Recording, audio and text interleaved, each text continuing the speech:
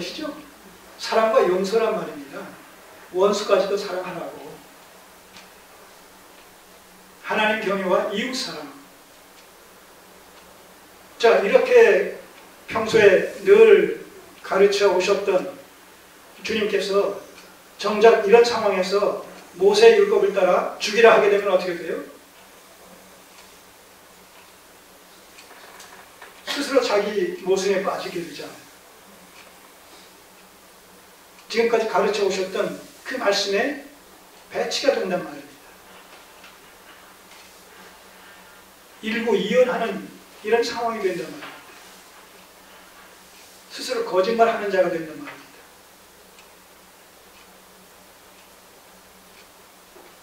또 이 사내들인 공회는 당시 유대라는 나라가 로마의 속국가 있었기 때문에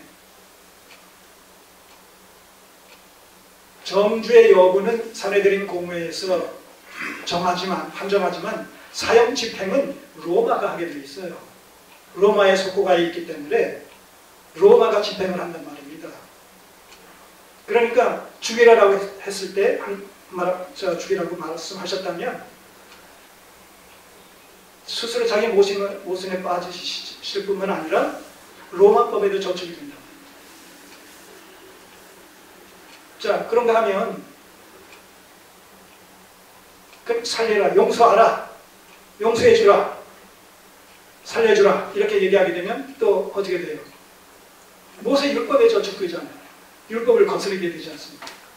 그래서 저들이 지금 이런 그 상황을 어떻게 보면 연출인데, 연출하게 되어진 그 배경에는 이제 예수 너는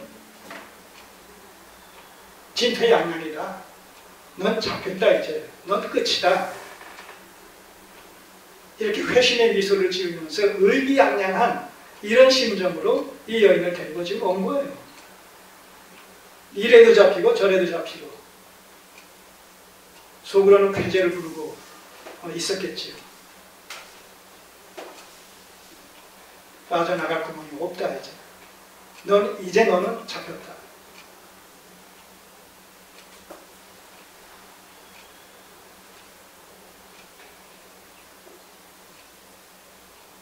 피할 수 없는 고속거리가 생겼다.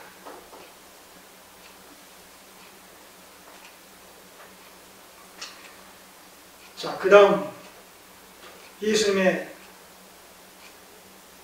절묘한 이 답변을 보세요. 여기서 우리는 참 하나님의 지혜가,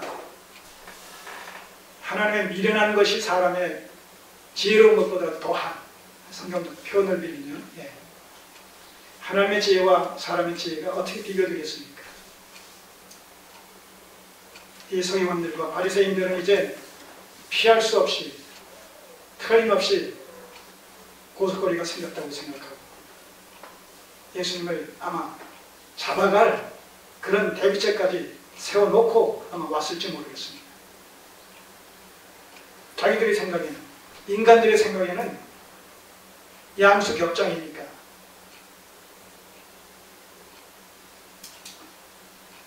그런데 주님께서 그 말씀을 듣고 나서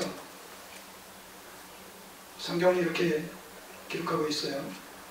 예수께서 몸을 굽히사 손가락으로 땅에 쓰시니 저들의 질문에 살리라 죽이라 즉답을 피하시고 허리를 굽혀 땅에 뭔가 쓰셨다고 되어 있어요. 역사 속에서는, 교회 역사 속에서는 이때 주님께서 허리를 굽히시고 땅에 쓴 그 내용이 뭐냐, 이거 가지고 또 설왕설래 하고 있습니다만서도 그것은 그렇게 중요한 것이 아니죠.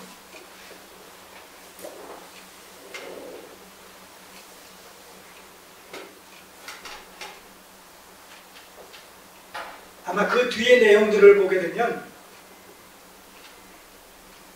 가늠한 여인이나 지금 고소하려는 너희들이나 내게는 똑같은 주인들이다. 아마 너희도 주인들이다. 너희도 주인이다. 누가 누구를 탓하랴. 뭐 이런 식의 내용들을 잠깐 기록하셔서 그런지는 모르겠어요. 그러나 중요한 것은 그것이 아닙니다. 그 다음 말씀이죠. 저희가 묻기를 맞이하는지라 재촉하는 거예요. 빨리 말씀해 주세요. 예수께서 이제 올무에 거릴 수밖에 없는 상황에서 그 모습을 빨리 보고 싶었던 것이죠. 이 사람의 이 죄성이 그런 거 있잖아요. 예. 남이 안 되는 거 그를 바라는 심정이 있단 말입니다. 인간의 어떤 죄악성 때문에. 맞이하는지라 이에 일어나 가라사대. 그때 주님께서 구부렸던 허리를 피시면서 이렇게 말씀하십니다. 전혀 뜻밖의 말씀이죠. 너희 중에 죄 없는 자가 먼저 돌로 치라. 그 여인을 죽이라 살리라. 저들이 요구했던 그런 답변이 아니라 저들이 전혀 예상하지 못했던 어떤 허를 찌르는, 아니 감당할 수 없는 그런 그 역공을 받게 된 것이죠. 상황이 180도 역전이 되어지고 반전이 되어지는 이런 질문이죠. 너희 중에 죄 없는 자가 먼저 돌로 치라.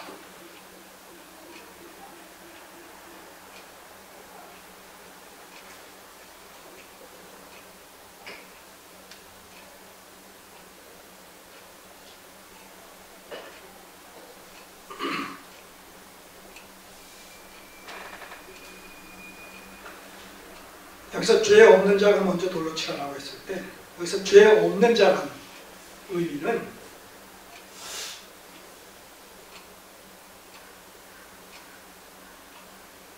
본질상 죄에 대한 욕망 자체가 없는, 욕망을 극복한,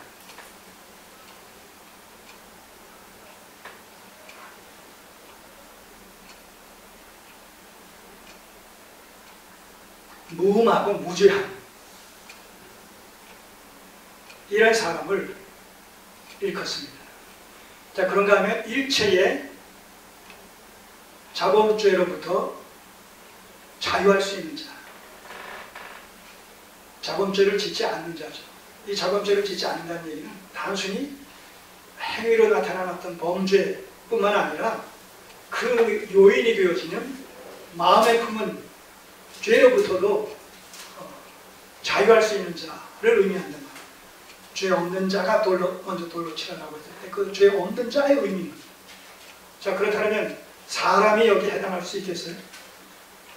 사람이 여기 해당될 수 있겠습니까? 오직 누구만 가능하겠어요? 하나님만. 그리고 사실 예수께서만. 예. 나 외에는 어느 누구도 죄 없는 자가 없고, 그래서 죄를 용서해 줄 수 있는 권한과 관세가 있는 자가 없다는 것이죠. 예수님만이 유일무이한 사죄의 당사자가 될 수 있는 것이죠. 그럼 여기서는 그것보다도 아무도 이 여인을 정죄할 자가 없다라는 의미가 여기 담겨 있는 것이죠. 먼저 돌로 치라.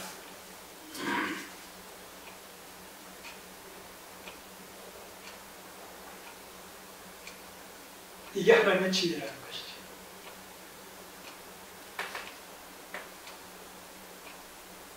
사람의 가장 뛰어난 지혜라 할지라도 이런 표현 자체가 있을 수 없지만, 대비시키네라고 했을 때 인간의 최상의 지혜라 할지라도 하나님의 미련한 것만 못하다는 거예요. 여기서 우리는 그 극한 대비를 보지 않습니까? 인간의 입장에서는 이제 그 덫에, 그 함정에 걸릴 수밖에 없고 빠질 수밖에 없는 절체절명의 상황 속에서 전혀 예상치 못했던 허를 찌르는 지혜의 이런 말씀이 바로 저들에게 오히려 선포되고 있는 것을 보게 되는 것이죠. 죄 없는 자가 먼저 돌을 치라 하시고 다시 몸을 굽히사 손가락으로 땅에 쓰시니 이제 저들에게 답변할 시간적인 여유를 주시는 거예요. 이 말에 너희가 어떻게 답변하는지 한번 보자. 아마 그런 심정을 갖고 계셨을지도 모르겠습니다. 시간이 잠깐 흘러갔습니다. 9절 저희가 이 말씀을 듣고 양심의 가책을 받아 어른으로 시작하여 젊은이까지 하나씩 하나씩 나가고 오직 예수와 그 가운데 섰는 여자만 남았더라. 너희 중에 죄 없는 자가 먼저 돌로 치라라는 주님의 말씀 앞에 저들은 양심의 가책을 받아 어른으로부터 시작해서 젊은이에 이르기까지 왜 어른부터 먼저 기술했을까요? 모르긴 몰라도 아마 죄 없는 자가 먼저 돌로 치라라는 이 말씀에 양심의 가책을 젊은이보다는 어른이, 어린아이보다는 젊은이가 아마 더 많이 가책을 받을 수 있지 않겠는가, 상대적인 이런 관점에서 봤을 때 아마 그렇게 한번 생각해 볼 수가 있겠습니다. 중요한 것은 뭐예요? 어른으로부터 시작해서 이 젊은이까지 하나씩 하나씩, 그래서 궁극적으로는 모두가 어른이 먼저고 뭐 젊은이가 먼저고 그것이 중요한 것이 아니라 왜 모두가 그 자리를 떴다. 여기서 우리는 이 모든 사람이 하나님의 말씀 앞에, 하나님 앞에 죄인이다. 그래서 누가 누구를 판단하거나 비난하거나 비판할 수 있는 권한이 없다. 물론 우리가 이 사회의 어떤 정의 사회의 구현을 위해서 제도적인 이런 그 장치가 있기 때문에 재판정에서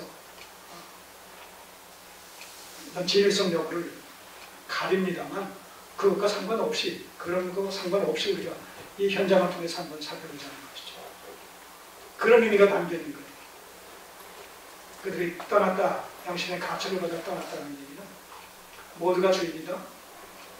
그렇기 때문에 누가 누구를, 이 사람이 저 사람을 판단하거나 비난할 수 없다. 왜냐하면 하나님 앞에서는 모두가 다 죄인이니까 정죄받을 수밖에 없는 자이기 때문에. 여기서 이 양심의 가책이라는 것이 우리가 비록 타락했을지라도 상대적인 개념이지만 하나님의 음성을 들을 수 있는 최후의 한 가닥 방편이 아닌가, 이런 생각을 해봅니다. 물론 엄밀하게 따지면 양심조차 화인 맞은 사람들이 참 많은 이런 시대를 우리가 살아가고 있습니다만, 그러나 여기서 안타까운 것은 뭐예요? 저들이 양심의 가책은 받았는데 뭐가 없었어요? 양심의 가책을 받았다는 얘기는 뭐예요? 그리고 그 자리를 떠났다는 얘기가 뭐겠습니까? 자기들도 죄인이라는 그 범주에서 제외될 수, 또 예외될 수 없다라는 것을 갖다 시인했다는 거 아니겠어요? 인정했다는 거 아니겠습니까? 자, 그러면 안타까운 것이 뭐예요? 그 다음 단계로 회개, 회개 단계로 나아감으로 말미암아 주님의 용서함을 받아 써야 될 텐데, 저들은 양심의 가책만 받고, 뭐 그렇게 따지면 뭐 죄 아닌 사람 어디 있나? 아마 이런 정도의